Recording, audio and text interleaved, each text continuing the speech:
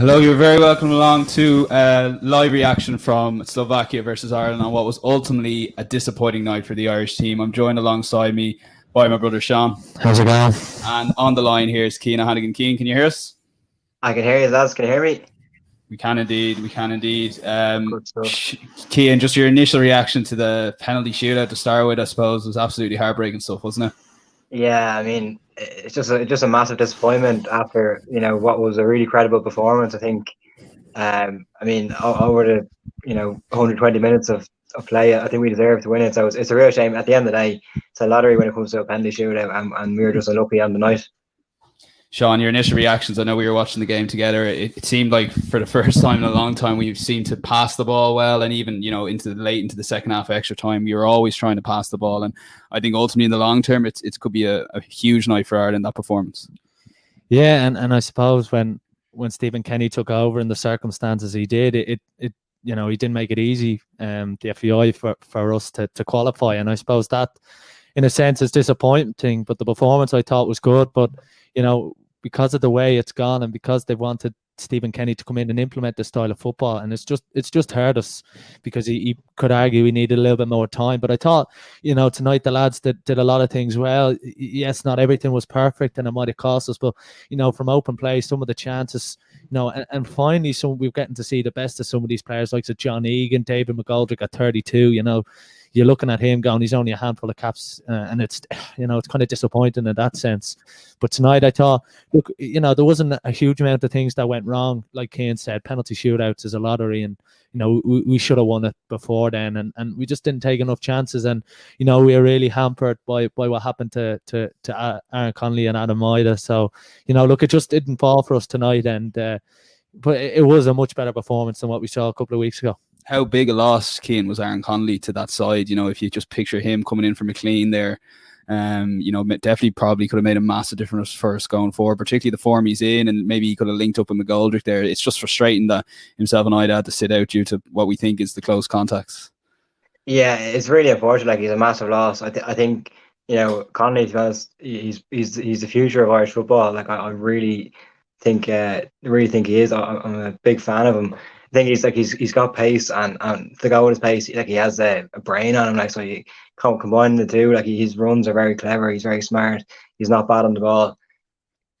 Possibly still room for improvement in terms of like finishing and adding goals to his game, but in terms of what he would have added tonight, I think he would have provided a way bigger outlet than McLean on that left hand side, and it was a massive loss in the end. And hopefully him and Adam Ida are all right.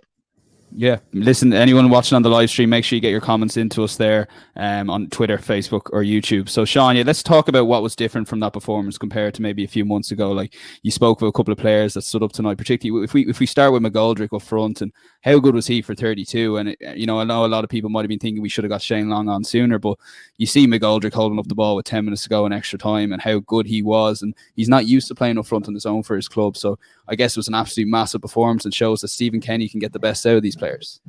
Yeah, exactly. He was really good, and ever since he's become a key figure in this Irish side, he's been one of our best players. And again tonight, he was really good at holding up the play, linking players together. And look, he's not a hugely prolific goal scorer, but he still provided moments there tonight where we could have nicked it and we could have got a goal out of it, and even just the relationship he has with Callum Robinson. You at times tonight when McGoldrick did come wide to get the ball, Robinson would make a run in field and not leave the defence with nothing. So they were switching a lot of the time. We were talking that. Do you reckon that was Stephen Kenny deciding that maybe McGoldrick go out right for a bit and Robinson go in field, or do you feel that could have been even the players deciding that themselves? Yeah, I think it's sort of a natural thing. If you can't have your right back, your right winger, and your striker on the right wing, you need players in field, and I think Robinson did that tonight with McGoldrick, interchanged nicely. And look, and on another day, the goal comes from McGoldrick's brilliant run, and we're sitting here talking about David McGoldrick as man of the match, and it's just unfortunate with the way it's fell. And you would have fancied him to slot away a penalty, and that's just a huge moment tonight where look, we just didn't get it. McGoldrick, Cian, how impressed were you and him and Robertson up front in particular? And Ireland finally seemed to have like a goal scoring threat going forward. That it seemed, I don't know, maybe 6, 7, 8 times during that game when there was passage of plays, it was like there's a chance here we could possibly score. So where other Ireland games you might not get that in the whole year, to be honest, 6 or 7 goal chances. So it was just a nice change, I guess. Yeah, I mean, for McGoldrick, like it was probably one of his strongest performances in an Ireland shirt. There was one point that I think it was long ball was launched up to him, and he took an unbelievable touch, and we were away then, and we were on the front foot. I thought that like he was constant menace to the Slovakian defence all night, and it's a really good sign. As I said, it's a shame that he's into his 30s now, and we're only starting to see this kind of form with him for Ireland. 32, yeah. Yeah, we could have done with him like a long before now, but. I mean, he's another player. Like if he could have added goals to his game, like his all round game is brilliant. Like so, if he could have added more goals, like I mean, he could have been a real player. But yeah, like tonight he was fantastic. He didn't deserve to be on the losing side.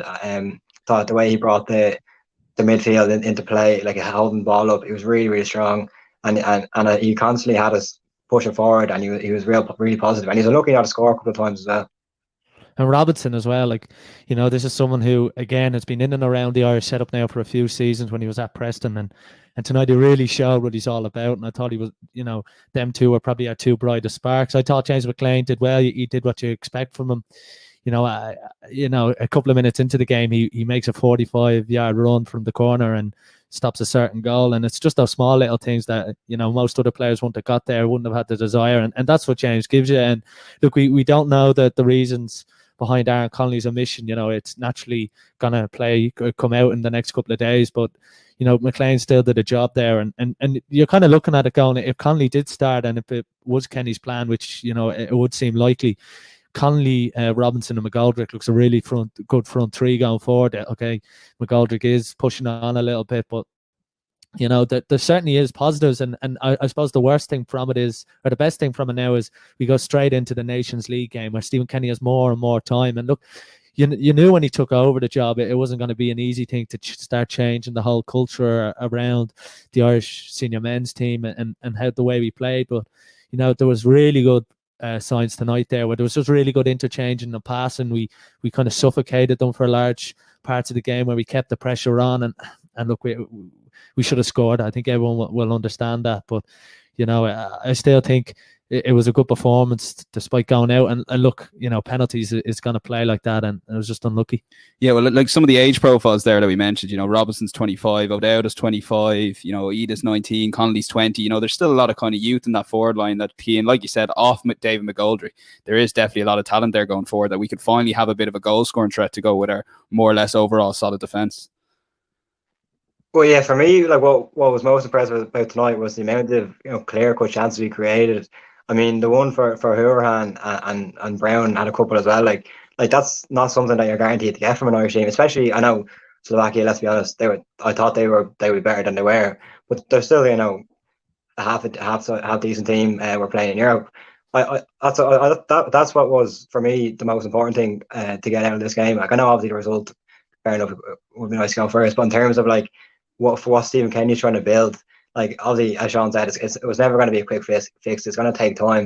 Like this is only his third international game, I think it is, and I think the fact that we've playing better football, got the ball down, we're passing around and actually creating chances and being really positive, I think that's huge. And I think, we've always been good defensively.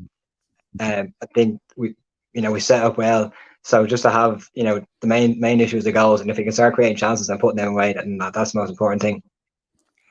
Yeah, look, I think, if those two chances go in and we're sitting here talking about an unbelievable away win and under Stephen Kenny, and it's just the facts of the matter. And look, Stephen Kenny will sit back in a couple of weeks when the international breaks is done and dusted and think, look, what could have been? But, everyone knew it wasn't going to be an overnight success. And I think there'd be a lot of people quick to judge, but if you sit back and look at that performance, I think it was good enough to win, and it's good enough for a manager that's had very limited time with these players, and the added complications of COVID. Sean, staying with you then with the midfield, how impressed were you overall with Conor and James McCarthy, Jeff Hendrick? Alan Brown came off the bench as well. It seems like they played a lot better. Like it's night and day compared to their performance last month as well.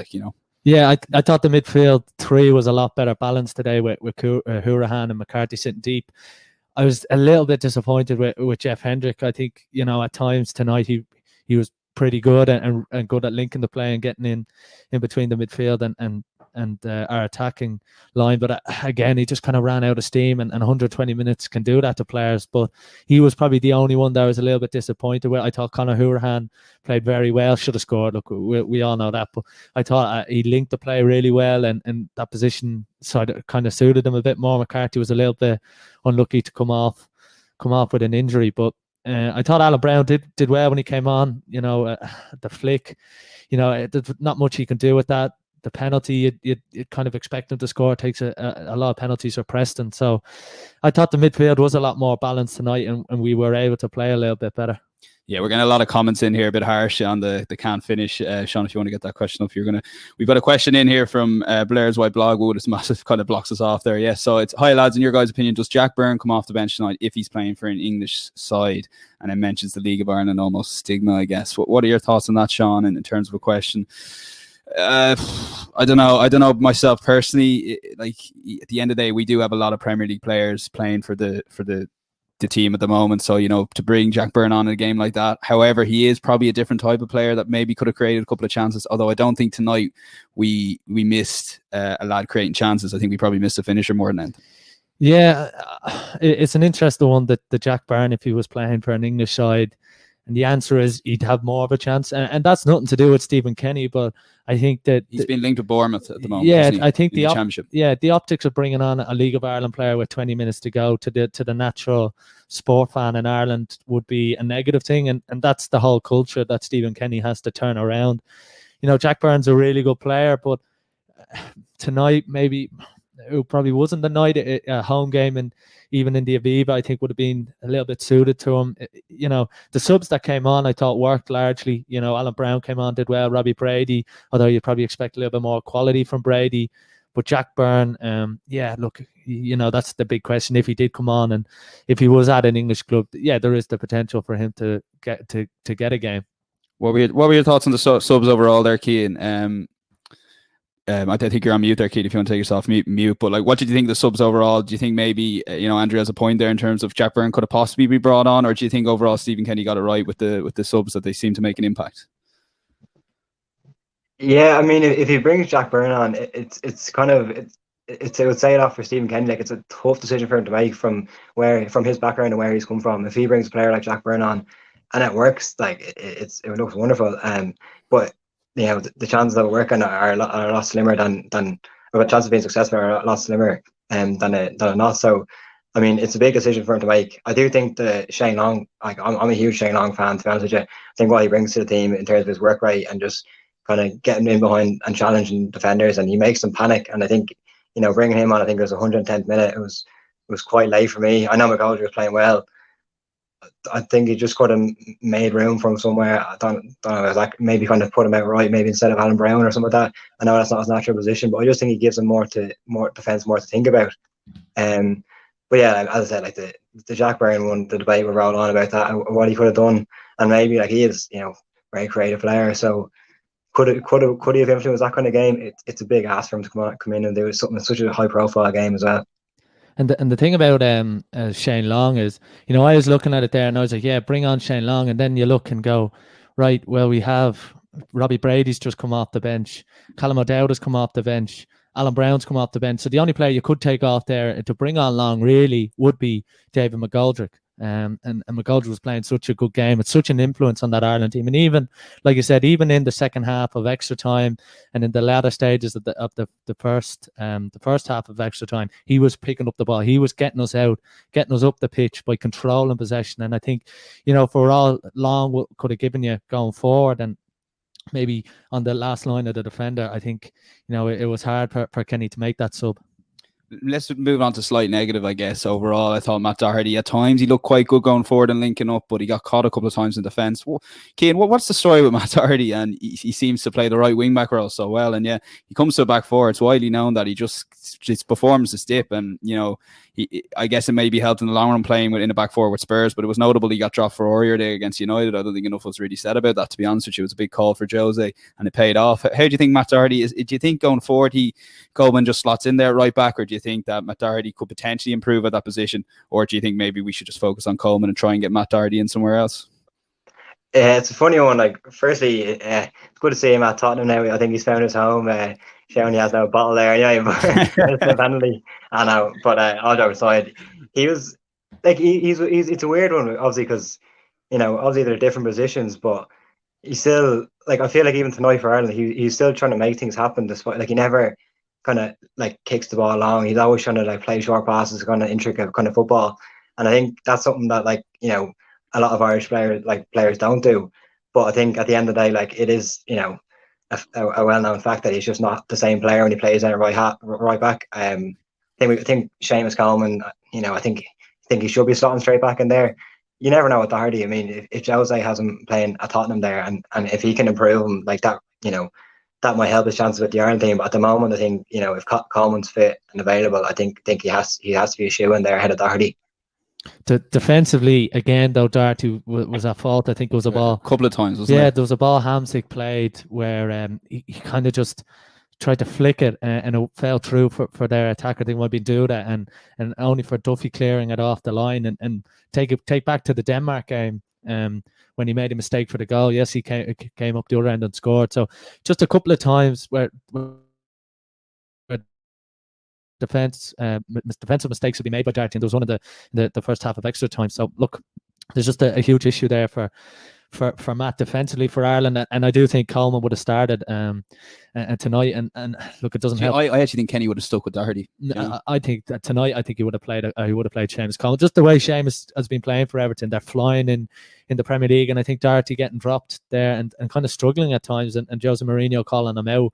I think he just would have gone with Coleman, but look, Doherty just defensively in a four. Look, he's going to improve playing with Tottenham, but that's a problem at the moment. Rest of the back four, a lot of people have said Enda Stevens, John Egan at times for Ireland haven't been able to quite play their best games for Ireland, possibly playing out of position compared to Sheffield United. I thought the two of them, and alongside with Shane Duffy, who, as you mentioned in the preview podcast, playing with Celtic's probably a help there. And I thought overall those three were absolutely excellent, both defensively and with the ball as well. Particularly Enda Stevens going forward and creating a couple of the chances. And Enda Stevens was brilliant, and he's just so consistent. Really, doesn't really put a foot wrong.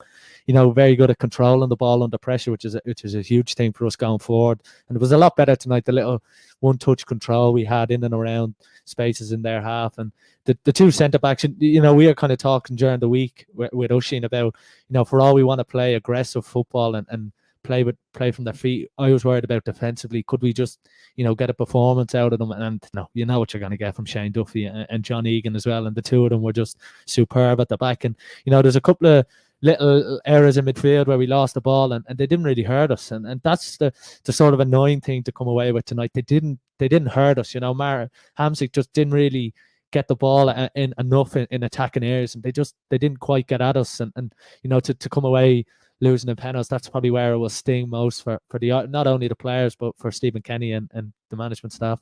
Cian, I know you're a massive Enda Stevens fan, but you're also a massive critic for him when he plays for Ireland, because he can't seem to bring that Premier League performance to an Ireland jersey. I thought myself, particularly Creighton going forward, he was absolutely excellent, and he found himself like in the number 10 role sometimes going forward, particularly I think it was the McGoldrick chance. Yeah, it was interesting. He's a bit like Doherty in terms of, has he kind of got the same qualities when he's playing like as left back as opposed to like the wing back role.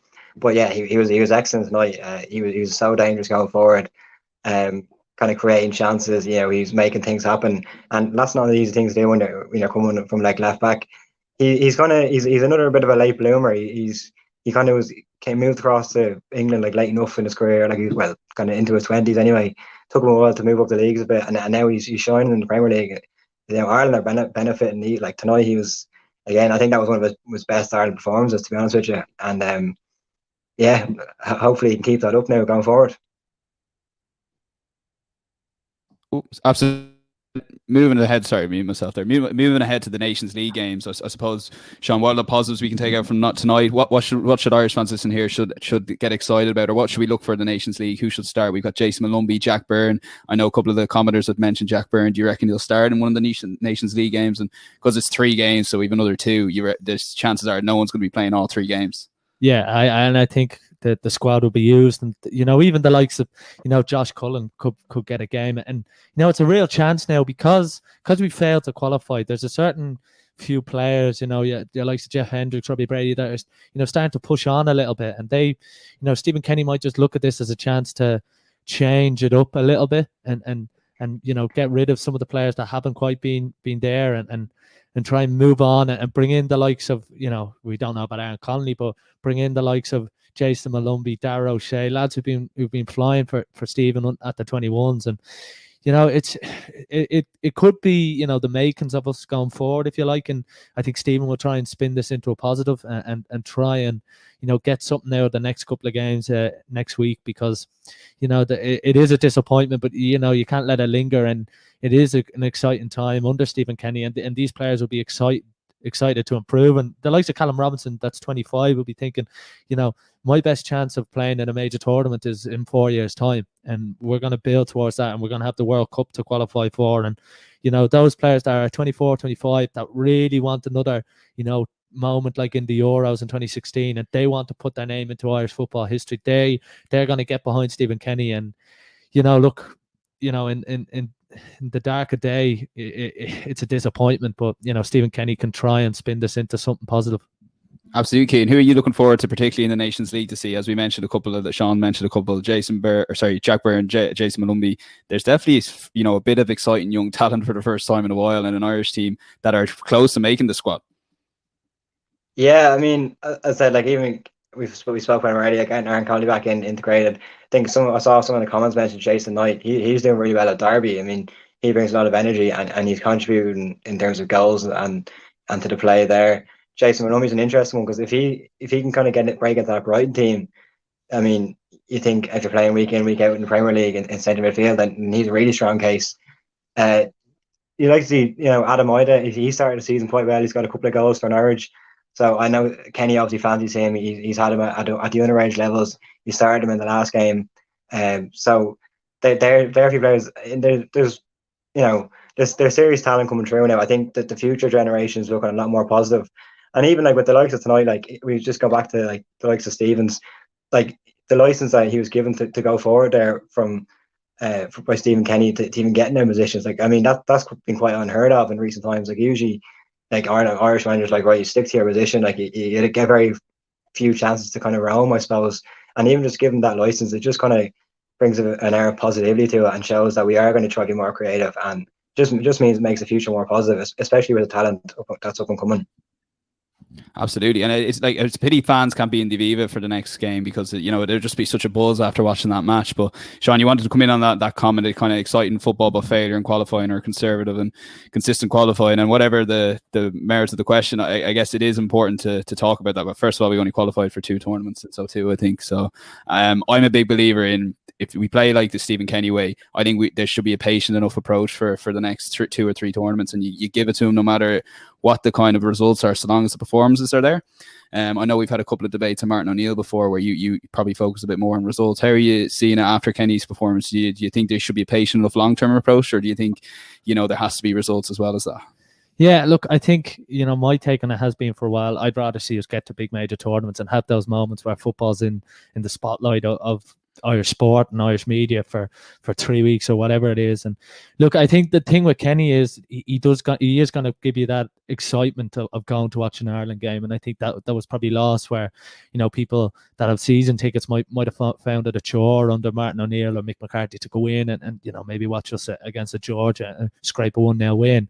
And that's the thing with Stephen Kenny. And the one thing that when I heard he was taking over and it was, the process was sort of being sped up, in my head I was thinking, look, that's great and all, but are we going to qualify for the next tournament? But it's the seed's been sown, if you like. The FEI have now got behind Stephen Kenny. They're thinking this is a longer term. They saw what he did with the 21s, and that's the big question: can we qualify for tournaments? And See, my thing is, like, you look at Mick McCarthy, for example, there's no guarantee that he was going to qualify, and we ended up not qualifying. I know we got to this playoff, but we got to this playoff by finishing bottom of the Nations League. So I think you're nearly at ground zero with the likes of Martin O'Neill, who towards the end of his pride, and Mick McCarthy. That I just think the upside of having someone like Stephen Kenny, and you're finally getting excited for a team that actually wants to pass the ball, is something that we haven't seen from an Ireland team in years. And I'm genuinely happy to go the next few tournaments, maybe 2 or 3 tournaments, not qualifying, so long as they're showing those kind of performances and going out trying to play football. Like 5-10 minutes ago there, they're actually trying to pass the ball around the back. It was genuinely a bit emotional watching it, to be honest with you, and I was so proud of them. Yeah, look, I'd say if you're Shane Duffy, what would you rather do? Play that kind of football or qualify for Euros? And that's probably the thing. And you think about financially how unbelievable it would have been, not only for the FAI but for the economy of Ireland, if Ireland are playing in a home Euro, in 3 home European games in the European Championship. So it's that kind of thing. And my worry on the Stephen Kenny is I thought the players even would start playing a little bit too naive and too arrogant and too expansive. But tonight we showed we could have a fusion of both, and that's probably what impressed me the most, and that's probably what frustrates me the most, that we didn't get over the line, because I didn't really think, bar the chance that was cleared off the line, I didn't really think they heard us that much, and that will make it bitter for Stephen Kenny. But it'll also he'll take loads of positives away from it, and I suppose that's just the nature of knockout football. Final thing, Cian, before we've actually got a Madison Front Otherside new single there, and we're going to play it straight after this. Cian, final point. What about that point? Look, are we willing to give up sometimes that Robbie Brady header in Italy to try and play a bit of good football that maybe long term we can have ultimately better moments than that? Or do you think, it's Portman obviously to be pragmatic? I know everyone wants the best of both worlds, but what, would you go down the route of really backing Stephen Kenny, if things don't quite go well but the performances are still there, or would you be really, focused on the results as well? Because I understand that as fans, we do want those moments, and, you do remember the Robbie Brady header as opposed to the good football, but I think, seeing consistently every single Ireland game, a team trying to pass the ball and play football properly, I just think long term that's brilliant. Yeah, I mean, like, you can't beat them moments. Like, they're incredible. Like, they're very few and far between. I think, like, I'm more of the opinion that we should make this like a long term process, and if it does affect it in the short term, then that's what we have to deal with. I mean, there's no guarantee with the way we play. I mean, the last manager we've had, the likes of Mick, Martin O'Neill and Trapattoni before that, like, it was just constantly negative. Like, you're watching Ireland games and everybody's giving out about the fact we won't pass the ball. Now here we are actually trying to pass the ball, and I think people have got to like understand that, like, we're not blessed with amazing talent, and that it's going to take time. But yeah, I mean, as I said, we're not guaranteed the qualification either way, so why not give it a go by playing a bit more exciting, expansive football, and then if it's a long-term project. And then, as I said, Kenny's worked with all the underage players before. He knows them so well. And as they kind of grow with him, it means that hopefully the future of our football can be good, and we can actually start challenging, even getting out of the groups like well, and getting to like later stages. I'm not saying we're ever going to win that night, but even just basically in the short term, if we have to give up some of them moments, some of them great moments, we will have more and more of them in the long term. The fact you're almost getting ahead of yourself, Cian, I think kind of sums it up. And I'm with you. I'm nodding my head there. Go on, you say it. Let's get to World Cup quarterfinals. Yeah, I know. I think I don't want to get cancelled. I'm live on Tackling Sport.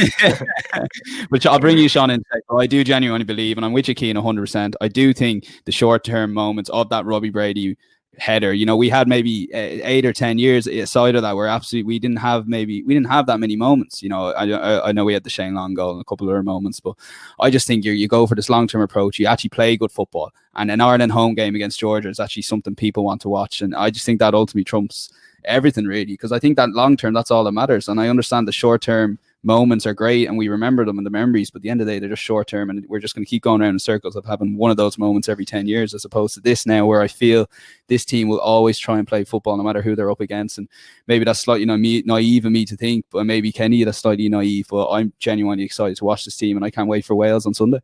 Yeah, look, Kenny is going to have moments, and this Irish team is going to improve, and it's going to have those Robbie Brady moments. It just might become less and less, and that's the huge battle now for Stephen Kenny and Keith Andrews and Damien Duff, and is to get Ireland to a level where we're able to play good attacking football yet still be thereabouts with qualifications.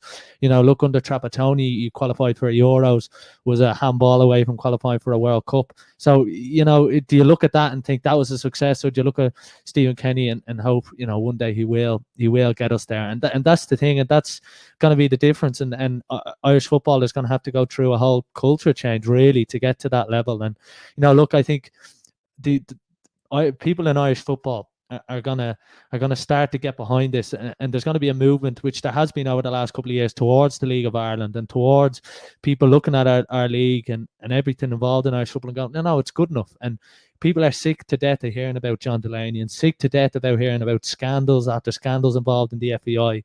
And they just want something to get behind. And, look, and if that means that the senior men's team is an attacking side that play really good football and look to, win games by scoring more than the opposition, in terms of, 3-2 wins and 3-0 wins or whatever it is, then, maybe it is the time for Irish football to move forward and move away from the dark, John Delaney days and when the League of Ireland was the problem child of Irish football, and move towards, hopefully a brighter future, but still qualifying for major tournaments, because that is, that's the difference between a good reign and an unbelievable reign, and a legacy that Kenny could leave. And that's the thing, and that's what everyone can hope for, really. Yeah, absolutely. And just to mention John Delaney, that book I'd highly recommend reading, Champagne Football. And I guess it kind of shows John Delaney's almost obsession with tournaments led to us kind of going down the path of getting these managers that ultimately didn't even qualify for his tournaments, and we weren't even playing good football. So the worst of both worlds. I guess with Stephen Kenny, we've something to kind of get excited. But listen, we appreciate everyone listening, and really thank you guys for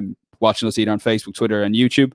Just to mention on the podcast, we're on podcast Monday, Wednesday, and Monday, Wednesday, Thursday next week. We've got Johnny Walker interview, we have Sean Tracy interview, we've got Premier League predictions back as well. So pretty kind of exciting stuff coming up on the show. We're going to leave you with Madison Front, who are actually our team tune. We've got a lot of questions of that before. So it's Madison Front, new single, Otherside. I'll be sharing the screen in just a moment. But for now, all that's left to say is from Tackling Sport. Do check us out on social media, and it's goodbye from Cian.